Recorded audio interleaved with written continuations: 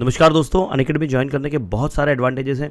आप कहीं से भी क्लास एक्सेस कर सकते हैं, आप कहीं भी हो, आप वहाँ बैठ के पढ़ाई अपनी कर सकते हैं। आपको एक अपॉर्चुनिटी मिलती है कि बेस्ट टीचर्स के साथ आप पढ़ सके। साथ ही में आपको मल्टीपल कोर्सेज होते हैं, आप कितने कोर्सेज आपको कहाँ पढ़ना है, किससे पढ़ना है, ये सब आपकी चॉइस के ऊपर डिपेंड करता है। यहाँ आपको टीचर्स का गाइडेंस मिल जाता है, अनलिमिटेड आपको क्विजेज मिलते हैं, स्टडी मटेरियल मिल जाता है और बहुत कुछ। Even every fourth session is a doubt clearing session. आप अपने डाउट्स भी यहाँ पर क्लियर कर सकते हैं। दोस्तों, यहाँ अभी एक मेगा ऑफर चल रहा है। अगर आप 12 मंथ्स के लिए सब्सक्रिप्शन लेते हैं तो आपको मिलेगा 3 मंथ्स का एक्स्ट्रा सब्सक्रिप्शन, और अगर 24 मंथ्स के लिए सब्सक्रिप्शन लेते हैं तो आपको मिलेगा दैट इज़ 4 मंथ का एक्स्ट्रा एडिशनल सब्सक्रिप्शन। तो एक बहुत अच्छा ऑफर है। 31 मई के पहले आपको ये ऑफर का फ़ायदा ले लेना चाहिए। दोस्तों, महाराष्ट्र बोर्ड के बच्चों के लिए फ्री लाइव क्लासेस चल रही है, फ्री बैच चल रही है। रोज़ रात को 9 बजे हम उस बैच को ले रहे हैं जिसमें मैं और सिद्धार्थ सर आपको पढ़ा रहे हैं। तो बिल्कुल आप टेंशन मत लीजिए, बिल्कुल हमारी फ्री क्लास को ज्वाइन कीजिए। साथ ही में सब्सक्रिप्शन 2 तरह का है, ये भी देख लीजिए कि प्लस और आइकॉनिक सब्सक्रिप्शन होता है। प्लस के तो सारे फीचर्स मैंने अभी आपको बताया, लेकिन आइकॉनिक में आपको पर्सनल कोच मिल जाता है, स्टडी प्लानर मिल जाता है, एक्सपर्ट का गाइडलाइंस मिल जाता है और आपका टेस्ट का एनालिसिस भी हो जाता है। तो ये बहुत अच्छा है आप सभी के लिए। दोस्तों, आप देख सकते हैं 4 ईयर्स, 3 ईयर्स, 2 ईयर्स और 1 ईयर के लिए यहाँ पर सब्सक्रिप्शन है। आइकॉनिक और प्लस का आपको जो भी सब्सक्रिप्शन लेना आप ले सकते हैं। और ये जो रेट आपको दिख रहे हैं सामने, इसमें भी आपको 10% का डिस्काउंट मिल जाएगा अगर आप पवन वाघ रेफरल कोड यूज़ करते हैं। तो बिल्कुल देरी मत कीजिए और जल्दी से सब्सक्रिप्शन ले लीजिए और हमारी जो नई बैचेस चल रही है उसको ज्वाइन कीजिए। अगर 4 साल के लिए सब्सक्रिप्शन लेते हैं तो उसमें 2 साल आप IIT JEE फाउंडेशन इसमें पढ़ेंगे, JEE नीट फाउंडेशन NTSC में, और बचे हुए 2 साल आप IIT JEE में जाएंगे, या फिर आपको नीट में लेना हो तो आप नीट में ले सकते हैं। तो आपके ऊपर है आपको कहाँ सब्सक्रिप्शन लेना है। ठीक है दोस्तों, तो बिल्कुल जल्दी से ज्वाइन कीजिए और हमारे इस ऑफर का फ़ायदा उठाइए। Thank you very much. Hello everyone, welcome to Pawan Vag Academy. आशा है स्टूडेंट्स सब लोग अच्छे होंगे। एज यू नो, हम लोग का क्लास 12th का जो चैप्टर चल रहा है कंट्रोल एंड कोऑर्डिनेशन। लास्ट हम लोग साइनेप्स के टाइप्स के बारे में पढ़ रहे थे, राइट। हम लोगों ने जो टॉपिक स्टार्ट किया था वो था टाइप्स ऑफ साइनेप्स वाला। लास्ट आप लोगों को मैंने केमिकल साइनेप्स स्टार्ट कराया था। केमिकल साइनेप्स में जो थर्ड पॉइंट था आपका पोस्ट सिनेप्टिक न्यूरॉन वाला, वो हो गया था। इसी से आगे पॉइंट से आज हम लोगों को कंटिन्यू करना है। When an impulse reaches a synaptic knob, बताया था ना कि जो हम लोग की एक्सॉन टर्मिनल होती है प्री सिनेप्टिक न्यूरॉन की, वहां पर सिनेप्टिक नॉब्स प्रेजेंट रहते हैं। नॉब मतलब सीरीज से बटन लाइक प्रेजेंट रहते हैं। वोल्टेज सेंसिटिव होते हैं। क्या होते हैं? वोल्टेज सेंसिटिव होते हैं। That is calcium Ca++ channels opens and calcium diffuses inward from the extracellular fluid. Voltage sensitive होते हैं और यहाँ पर जो कैल्शियम चैनल्स होते हैं ओपन हो जाते हैं, और जो हमारा इलेक्ट्रिकल इम्पल्स है यानी ये कैल्शियम में डिफ्यूज हो जाता है एक्स्ट्रा सेलुलर फ्लूइड की फॉर्म में। And the increased calcium concentration inside the cell initiates a series of events that fuse the synaptic vesicles with the cell membrane of presynaptic neuron. अब यहाँ पर होता क्या है कि यहाँ पर हम लोगों का जो कैल्शियम है वो डिफ्यूज हो जाता है एक्स्ट्रा सेलुलर फ्लूइड में, और कैल्शियम की कंसंट्रेशन हमारे प्रीसिनेप्टिक न्यूरॉन में इंक्रीज हो जाती है। और यहाँ पर जो सिनेप्टिक वेसिकल्स होते हैं, छोटे छोटे ऐसे ऑर्गेनल्स होते हैं, ये हमारे क्या करते हैं उस फ्यूज्ड इलेक्ट्रिकल इम्पल्स को, मतलब जो हम लोगों का केमिकल फॉर्म में हो गया है, फ्यूज्ड हो गया है, जो हम लोगों का फ्यूज्ड हो गया है, और वो हमारे प्री सिनेप्टिक न्यूरॉन के मेम्ब्रेन में एंटर हो जाता है। और वहां पर एक न्यूरोट्रांसमीटर रिलीज होता है जिसको हम बोलते हैं एक्सोसाइटोसिस। एक न्यूरोट्रांसमीटर रिलीज होता है न्यूरो एक्सोसाइटोसिस, इसको क्या बोलते हैं? एक्सोसाइटोसिस। ठीक है, अब नेक्स्ट है once the neurotransmitter binds to the receptor of the postsynaptic cell, the action is either excitatory or inhibitory. अब यहाँ पर क्या हुआ? अब हम लोग का जो न्यूरोट्रांसमीटर है वो हमारे post synaptic cell post neurotransmitter में एंटर करता है। तो इसका जो एक्शन होगा या तो एक्साइटरी होगा या इनहिबिटरी होगा। दैट मीन कि जो हम लोग का इलेक्ट्रिकल इम्पल्स है या तो आगे जाके हम लोगों का आगे बढ़ता चला जाएगा आगे न्यूरॉन में, या फिर वहीं के वहीं खत्म हो जाएगा। खत्म इन द सेंस है कि अगर हम लोग का वो इलेक्ट्रिकल इम्पल्स वो इंफॉर्मेशन हमारी बॉडी के जिस पार्ट में पहुंचनी थी वहां तक पहुंच गई, इलेक्ट्रिकल इम्पल्स खत्म, आगे प्रोसेस होगी नहीं। लेकिन अगर नहीं पहुंच पाई है तो एक्साइटरी फॉर्म में रहेगी, आगे न्यूरॉन को क्रॉस करती रहेगी। And this depends on the nature of the neurotransmitter. It depend करता है neurotransmitter कैसा है। Once the impulse has been transferred across the synapse, the enzyme-like cholinesterase destroys the neurotransmitter and the synapse is ready to receive a new impulse. अब यहाँ पर क्या हुआ?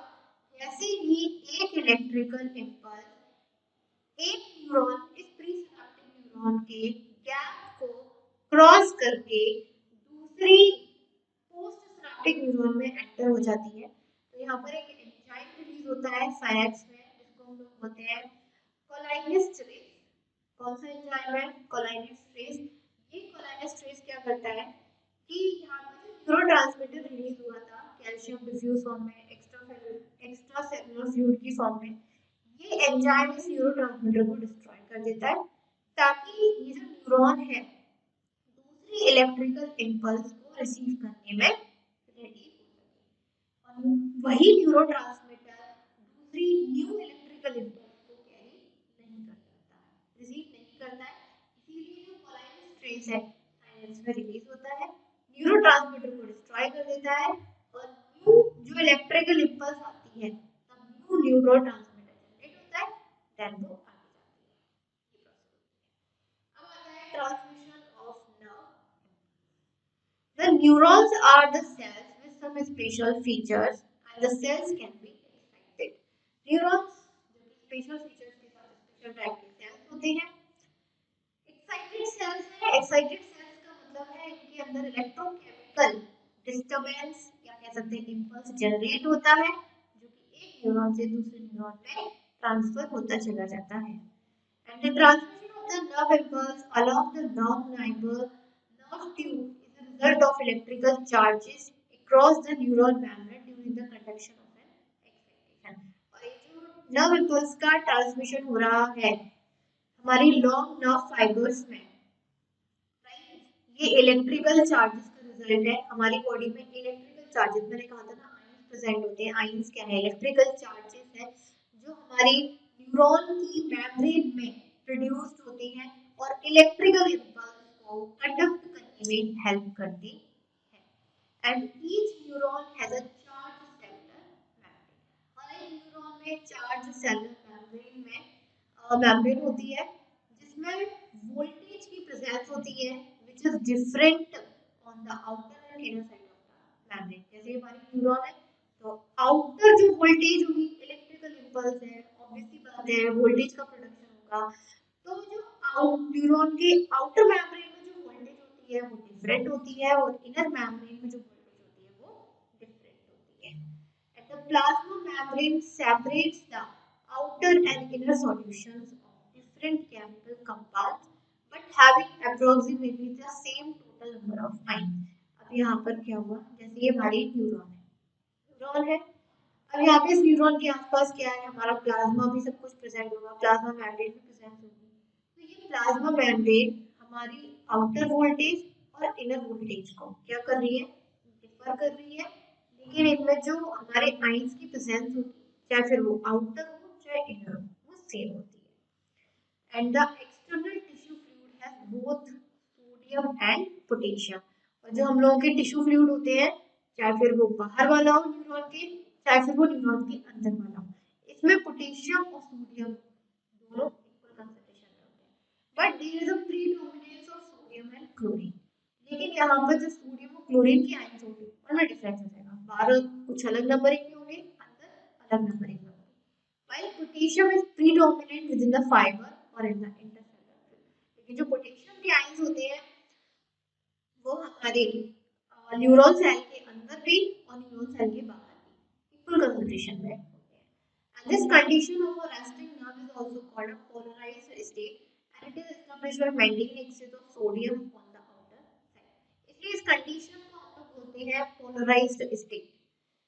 हमारी नर्व की रेस्टिंग कंडीशन होती है ना, जहाँ पर पोटेशियम और सोडियम आउटर और इनर इक्वल होते हैं, इस कंडीशन को हम लोग बोलते हैं पोलराइज्ड स्टेट। और ये हमारे क्या है? सोडियम, ये जो पोलराइज्ड स्टेट है ये क्यों एस्टैब्लिश हुई? ताकि सोडियम अगर बाहर की तरफ ज्यादा है राइट, तो उसकी एक्सिस को इक्वल नंबरिंग में वो लोग मेंटेन कर सके। On the inside, there is an excess of potassium along with large negatively charged protein molecules and nucleic acid. अब यहाँ पर देखिए, जैसे हमारा सोडियम, ये हमारा पोटेशियम, ठीक, ये हो गया। अब सपोज करिए ये हमारा न्यूरॉन है, ये हमारा क्या है, न्यूरॉन है। पहली कंडीशन कि न्यूरॉन के बाहर सोडियम के आयन की कंसंट्रेशन हो गई है ज्यादा, ठीक, अब मैं बैलेंस करना है क्योंकि अंदर तो कमी है ना। इस कंडीशन में क्या होता है कि हमारे जो पोटेशियम के आयंस हैं वो हमारे अंदर की साइड ज्यादा हो जाती है। पोटेशियम आयंस जैसे हम लोगों की सोडियम की एक्सिस नंबरिंग न्यूरॉन के बाहर ज्यादा हो जाती है, तो पोटेशियम के जो आयंस हैं वो अपनी numbering inside the neuron increase करना स्टार्ट कर देते हैं। पोटेशियम जो हमारे सोडियम है पॉजिटिव होते हैं, पोटेशियम हमारे नेगेटिवली चार्ज प्रोटीन मॉलिक्यूल्स के साथ कंबाइन करके रहते हैं, तो हमारे जो axis positive ion sodium ion बाहर की तरफ प्रेजेंट है वो अंदर नेगेटिव चार्ज प्रोटीन मॉलिक्यूल्स की तरफ और न्यूक्लिक एसिड की तरफ अट्रैक्ट होना स्टार्ट हो जाते हैं, और जिसमें नंबरिंग है वो क्या हो जाती है, मेंटेन हो जाती है, इक्वल हो जाती है, जिसको बोलते हैं polarised. Some amount of sodium and potassium is always leaked across the membrane. और इस चीज को भी ध्यान रखिएगा कि यहाँ पे जो पोटेशियम और सोडियम के जो आयंस हैं वो न्यूरॉन की मेम्ब्रेन को क्या है, क्रॉस करते रहते हैं। Sodium potassium pump in the membrane actively restore the ions to their appropriate site. और यहीं पे जो सोडियम और पोटेशियम का जो पंप हो रहा है, पंप मतलब एक दूसरे से ट्रांसफर हो रहे हैं हमारी इस पूरी न्यूरॉन की मेम्ब्रेन के थ्रू, ये क्या करते हैं, आउटर और इनर साइड दोनों अपनी कंडीशन को मेंटेन कर लेते हैं। Against the concentration in electrochemical gradient, sodium is being forced out and potassium is being forced inside the membrane. अब यहाँ पर होता क्या है, against the concentration in electrochemical gradient, यहाँ पर जब उनकी concentration ज़्यादा हो जाती है या फिर हम लोग का इलेक्ट्रिकल इम्पल्स जनरेट होता है, तो सोडियम के आयंस को जो न्यूरॉन है वो बाहर की तरफ निकाल देते हैं और पोटेशियम के आयंस को अंदर की तरफ एंटर कर देते हैं। And this process called sodium pump or sodium potassium exchange pump. And this active process requires ATP energy. और इस process में ATP की energy required होती है.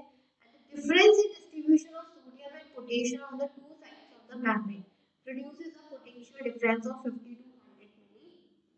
और ये जो पूरी प्रोसेस हो रही है ना सोडियम पंप या फिर सोडियम पोटेशियम एक्सचेंज पंप की, कि इलेक्ट्रिकल इम्पल्स जनरेट होने पर सोडियम के आयंस को बाहर की तरफ निकाला जा रहा है न्यूरॉन की मेम्ब्रेन से और पोटेशियम के आयंस को मेम्ब्रेन के अंदर इनसाइड लिया जा रहा है, तो इस कंडीशन में एटीपी एनर्जी रिक्वायर होती है। और यहाँ पर जो मेम्ब्रेन है हमारा पोटेंशियल डिफरेंस को प्रोड्यूस करती है, that is 50 to 100 millivolt. Average बात करें तो 70 मिली वोल्ट का रहता है। Now this potential difference seen in a resting nerve is thus called resting potential। और ये जो potential difference है ये कब प्रोड्यूस हो रही है, resting nerve पर। resting nerve किसे बोला, जब हमारी नर्व के बाहर और अंदर सोडियम और पोटेशियम की जो नंबरिंग है वो कैसी है, इक्वल है, तब हम बोलते हैं रेस्टिंग नर्व। और ये जो पूरी हमारा पोटेंशियल डिफरेंस प्रोड्यूस होता है रेस्टिंग नर्व में ही प्रोड्यूस होता है, इसलिए हम लोग बोलते हैं resting, that is 17 millivolts, and it is mainly due to differential permeability of the resting membrane, which is much more permeable to potassium than to sodium। और ये जो it is mainly due to the differential permeability, ये हो क्यों रहा है, यानी कि यहाँ पर जो हम लोगों के पोटेंशियल डिफरेंस जनरेट हो रहा है, क्यों हो रहा है, क्योंकि हम लोगों की न्यूरॉन स्टैंडिंग पर रेस्टिंग है।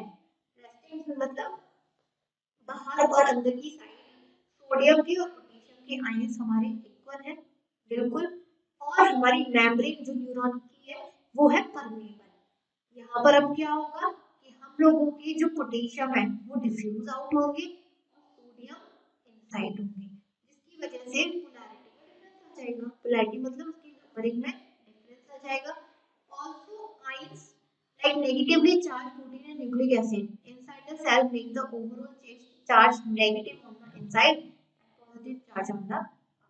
अब इसकी वजह से क्या हुआ कि हमारे न्यूरॉन के अंदर नेगेटिवली चार्ज प्रोटीन, इसके अलावा न्यूक्लिक एसिड ज्यादा प्रेजेंट होंगे, क्योंकि जो पोटेशियम और सोडियम थे, पोटेशियम तो डिफ्यूज आउट हो गया, सोडियम इनसाइड आ गया और पोलैरिटी चेंज हो गई हमारे नर्व की। और इसी के साथ हम लोगों के नर्व में नेगेटिवली चार्ज प्रोटीन्स और न्यूक्लिक एसिड अंदर ज्यादा प्रेजेंट है, जिसकी वजह से हमारा जो न्यूरॉन है वो अंदर से कैसा हो जाता है, नेगेटिव हो जाता है और बाहर पॉजिटिव हो जाता है, क्योंकि बाहर किसकी प्रेजेंट है, ओके, पोटेशियम की प्रेजेंस है। And the nerve membrane not only has a leakage channel but also has a many gated channels of sodium and potassium. अब यहाँ पर जो हम लोगों की न्यूरॉन होते हैं, तो न्यूरॉन में नर्व मेम्ब्रेन में सिर्फ लीकेज चैनल नहीं होते, लीकेज का मतलब सिर्फ सोडियम और पोटेशियम को बाहर और अंदर करने के लिए सिर्फ लीकेज चैनल नहीं होते हैं, बल्कि बहुत सारे गेटेड चैनल भी होते हैं। लीकेज चैनल का मतलब है कि जब हमारी अगर नर्व के में सोडियम और पोटेशियम के नंबरिंग इक्वल नहीं है बाहर की तरफ और अंदर की तरफ, तो हमारे सोडियम और पोटेशियम लीक हो जाएंगे। Leak in the sense leak हो जाना, अपने आप बाहर निकल जाएंगे। लेकिन कुछ गेटेड चैनल्स भी होता है कि अपनी मर्जी से सोडियम और पोटेशियम जब बाहर या अंदर की साइड एंटर करते हैं, तो वो चैनल होते हैं लीकेज चैनल और gated channel. And these are also called voltage gated channel, इनको वोल्टेज गेटेड चैनल्स भी कहते हैं। And these channels enable the neuron to change membrane potential to active potential in response to it. और ये channels क्या करते हैं, हमारे न्यूरॉन को मेम्ब्रेन पोटेंशियल से एक्टिव पोटेंशियल में कन्वर्ट कर देते हैं। एक्टिव पोटेंशियल मतलब जो हमारा स्टिमुलस आया है उसकी अगेंस्ट रिस्पॉन्स करना, एक्टिव हो जाना। The sodium and potassium gated channels are separate to transport of both these ions separately. और ये जो चैनल्स होते हैं ना, गेटेड चैनल्स होते हैं सोडियम और पोटेशियम की ट्रांसफर के लिए, अलग अलग जाने के लिए, ये अलग अलग होते हैं, ताकि सोडियम वाले अपने अलग से जाएं, पोटेशियम वाले अलग से जाएं। However, during resting potential, both these gates are closed, and during membrane, resting potential is empty. और resting potential का मतलब कोई भी इलेक्ट्रिकल इम्पल्स नहीं है, सोडियम और पोटेशियम की कंसंट्रेशन नंबरिंग बाहर की तरफ अंदर की तरफ इक्वल है। ये दोनों ही गेट, चाहे लीकेज वाले हो चाहे हीटेड वाले हो, क्लोज हो जाते हैं और हम लोग का दोबारा से जो एक्सॉन टर्मिनल वाली मेम्ब्रेन होती है रेस्टिंग पोजीशन पे चली जाती है, जिसके अंदर कोई भी वोल्टेज नहीं है, रेस्टिंग मेम्ब्रेन, यानी कि कोई भी इलेक्ट्रिकल इम्पल्स जनरेशन नहीं है।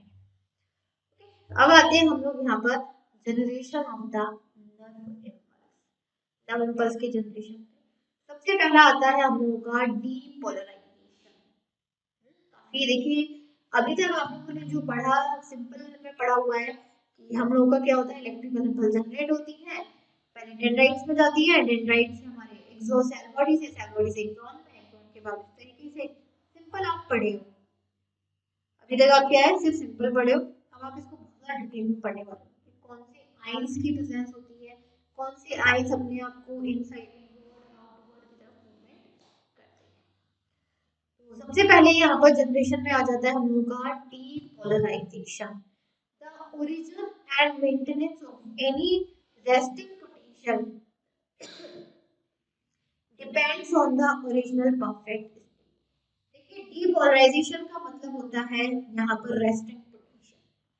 रेस्टिंग पोटेंशियल का मतलब है कि अभी नर्व के अंदर कोई भी इलेक्ट्रिकल इम्पल्स या पोटेंशियल डिफरेंस नहीं है, कुछ भी नहीं है, रेस्टिंग पर है, ना कोई इंफॉर्मेशन जा रही है, ना कोई हमारा ब्रेन कमांड दे रहा है, कुछ नहीं हो रहा है, एकदम resting potential. And any change or disturbance to the membrane will cause sodium to enter into the membrane and provide potential difference. अब हमारी नर्व में कोई चेंज हुआ, डिस्टर्बेंस हुआ, डिस्टर्बेंस का मतलब electrical impulse I, electrical impulse I.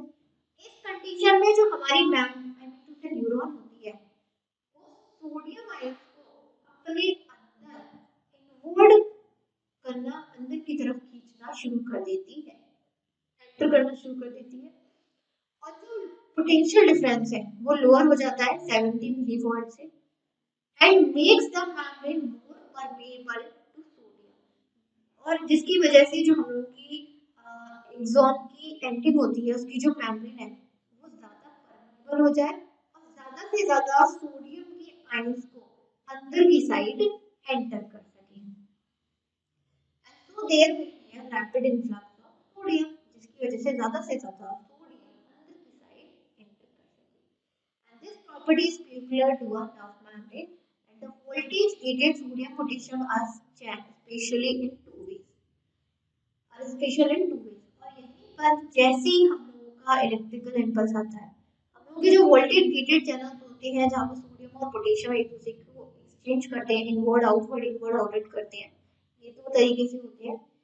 They can change the potential difference of the membrane as per the stimulus received. And also the gates operate separately and self-closing. Gate क्या करते हैं, ये potential difference को change करते हैं, जिसकी वजह से जो मेम्ब्रेन है वो ज्यादा से ज्यादा स्टिमुलस को रिसीव कर सके in the form of electrical impulse, right. और ये फिर जो गेट्स है, जैसे ही हमारी इलेक्ट्रिकल इम्पल्स आगे की तरफ बढ़ जाती है, जो गेट्स है वो अपने आप ही सेल्फ क्लोज हो जाते हैं। गेट क्यों होते हैं, सिर्फ और सिर्फ सोडियम और पोटेशियम आयन की नंबरिंग को सेपरेट करने के लिए, इक्विवेलेंट करने के लिए। और जब यहाँ पर इलेक्ट्रिकल इम्पल्स पूरी क्रॉस कर देगी वाली पूरी मेम्ब्रेन को, तो मेम्ब्रेन की जो एक्सॉन की जो मेम्ब्रेन होगी लास्ट टर्मिनल वाली, अपने आप ही क्लोज हो जाएंगे गेट, क्योंकि फिर तो कोई इलेक्ट्रिकल इम्पल्स बची ही नहीं।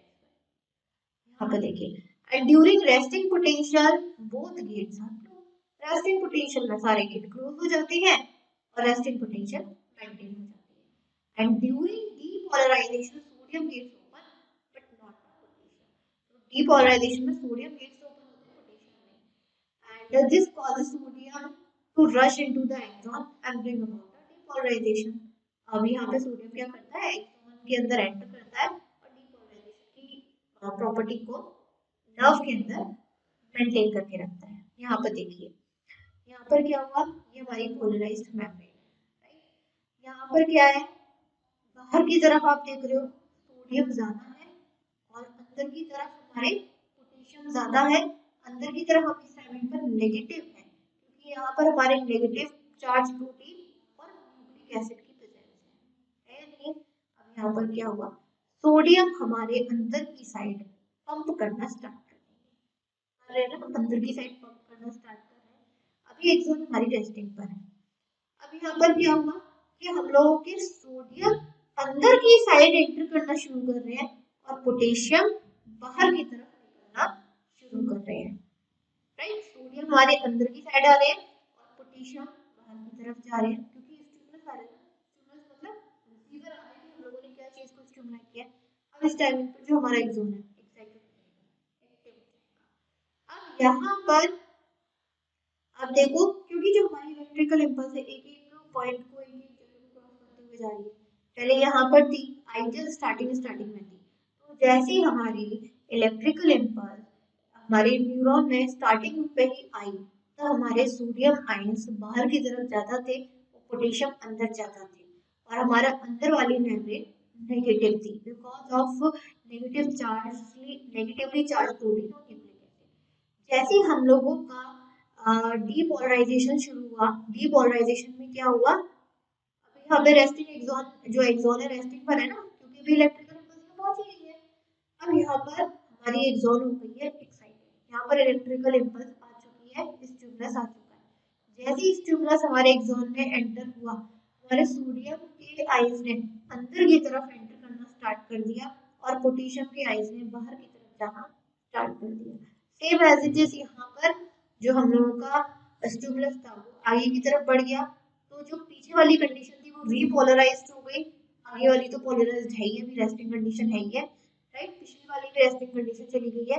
अब यहाँ पर जहाँ पर हमारा स्टिमुलस पहुंच गया है वो डीपोलराइज्ड हो गया है, यानी कि वही कंडीशन चल रही है, सोडियम के आइंस अंदर की साइड एंटर हो रहे हैं और पोटेशियम के बाहर की तरफ निकल रहे हैं। ये पूरी प्रोसेस है। Extra cellular fluid ECF becomes electronegative with respect to the inner membrane which becomes electropositive. अब हम लोगों का जो एक्स्ट्रा सेलुलर फ्लूइड है वो हम लोगों का इलेक्ट्रोनेगेटिव हो जाता है कंपैरिजन टू इनर मेम्ब्रेन, क्योंकि इनर मेम्ब्रेन जैसे जैसे रीपोलराइज्ड होती जाएगी वो दोबारा से पॉजिटिव होती जाएगी and the value of action potential is 30 millivolt to 60 और यहाँ पर जो एक्शन पोटेंशियल की वैल्यू है 30 मिलीवोल्ट से 60 मिलीवोल्ट की वैल्यू वेरी करती है and this triggers depolarization in the next part while cells start going to depolarization और जैसे जैसे डीपोलराइजेशन यानी कि जो इलेक्ट्रिकल इम्पल्स है वो आगे बढ़ती जाएगी पीछे वाला जो हिस्सा है दोबारा से रीपोलराइज यानी कि जो हमारी उतना पार्ट है न्यूरॉन का वो रेस्टिंग में चलता चला जाएगा जिसे हम लोग बोलते हैं रीपोलराइजेशन। नेक्स्ट हमारा रीपोलराइजेशन ही आता है changing in the polarity from depolarized back to the original state is done by the process of repolarization। हमारा एक्सॉन था एक्सॉन के पहले इतने पार्ट में स्टिमुलस आया हमारा इतना पार्ट हो गया डीपोलराइज अब ये स्टिमुलस आगे की तरफ बढ़ गया तो ये हो गया ये वाला हिस्सा हो गया डीपोलराइज लेकिन जो पिछले वाला हिस्सा था दोबारा से रीपोलराइज हो गया ना वो हिस्सा न्यूरॉन का दोबारा से रेस्टिंग स्टेट पर चला गया क्योंकि स्टिमुलस आगे बढ़ चुका after a short interval called refractive period और ये बहुत ही कम समय में हो जाता है और जितने टाइम पीरियड में हम लोगों का न्यूरॉन दोबारा से रीपोलराइज हो जाता है उसी पूरे टाइम पीरियड को हम लोग क्या बोलते हैं refractory period it is called refractory period and the large number of sodium ion on the inside causes a drop in the permeability of magnet to sodium and at the same time making it more permeable to potassium ions by opening the potential voltage gap।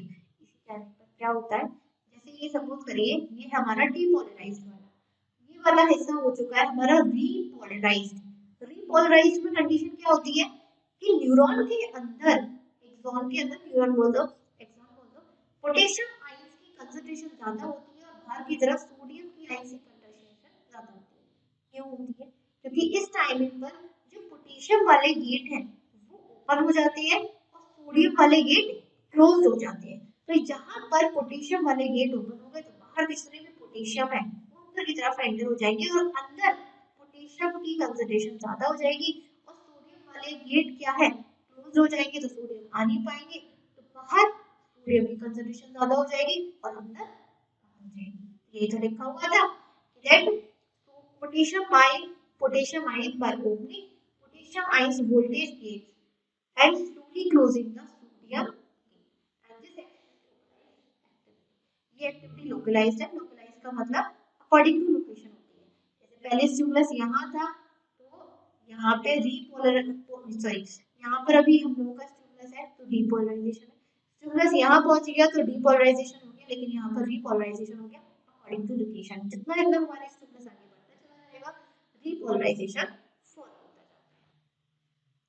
Now the potassium ions passes out very rapidly as compared to slow entry और sodium।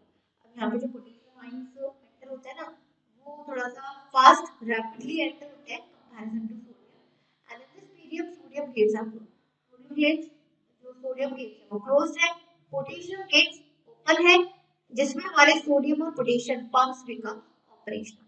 अब इसी में क्या है हम लोग का sodium potassium pump operation start हो चुका है and this process of producing a wave of stimulation causing depolarization repolarization is repeated continuously up to the end of the axon terminal and it is a self propagating process और इसी तरीके से हम लोग का सपोज करिए जैसे axon वाला पार्ट था एक्सॉन के पहले यहाँ पर डीपोलराइजेशन हुआ फिर यहाँ डीपोलराइजेशन पहुंच गया यहाँ दोबारा से रीपोलराइजेशन हो गया फिर डीपोलराइजेशन यहाँ पहुंच गया ये हमारा रीपोलराइज हो गया फिर डीपोलराइज यहाँ हो गया ये रीपोलराइज हो गया फिर यहाँ पे डीपोलराइज हो गया फिर यहाँ रीपोलराइज हो गया एक रिपीटेड यूनिट है राइट यहाँ फिर यहाँ पे एक्सोन एक्सोन टर्मिनल आ जाते हैं एक्सोन की एंडिंग आ जाती है यहीं पर आगे फिर उनका जो इलेक्ट्रिकल इम्पल्स है केमिकल फॉर्म में चेंज होता है वो हमारी अलग प्रोसेस है ये क्या है ये सेल्फ प्रोपगेटिंग प्रोसेस है it is a self propagating process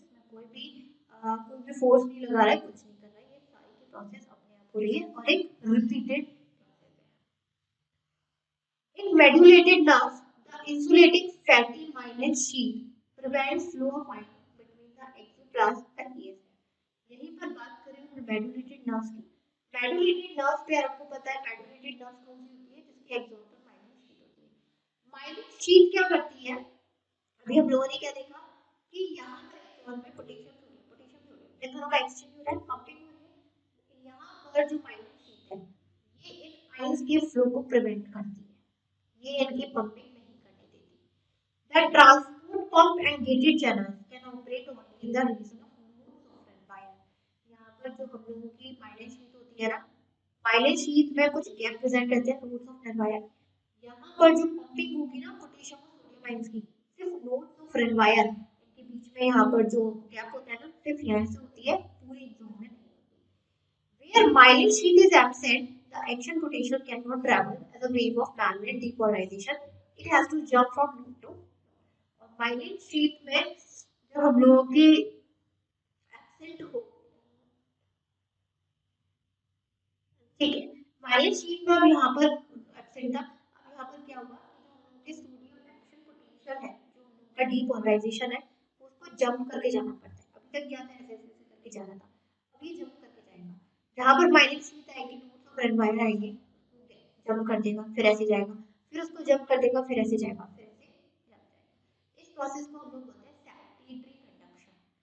और इसमें जो टाइम पीरियड लगता है वो लगता है 120 मीटर पर second, and it is faster than continuous conduction non medullated. Faster है क्योंकि मैंने बताया ना, किसी चीज को आप ऐसे ऐसे करके जाओगे तो ज्यादा टाइम लगेगा, किसी को जंप मारोगे कम टाइम लगेगा। Comparison to non medullated fibre, medullated fibre में जो कंडक्शन होता है फास्टर होता है, रेशियो होता है 50:1, मैड्यूलेटेड non मैड्यूलेटेड। Sodium potassium pump operates actively by use of carrier. For every 3 sodium pumped out, 2 potassium are pumped in. It is electrolytic. यहाँ पर जो हमारा सोडियम पोटेशियम का पंपिंग होता है ना, 3 सोडियम बाहर निकलते हैं, तब जाके 2 पोटेशियम अंदर होते हैं, ये रहता है इनका। And the resting potential of axon is 70 millivolt. Sodium potassium pumps out 3 sodium ions for every 2 potassium ion they pump into the cell।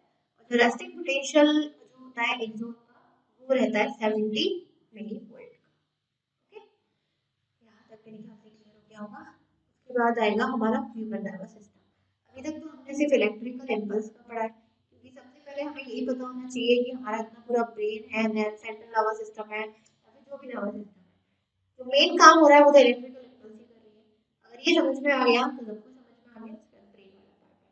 Brain वाले पार्ट को हम लोग अपने नेक्स्ट सेशन से स्टार्ट करेंगे स्टूडेंट।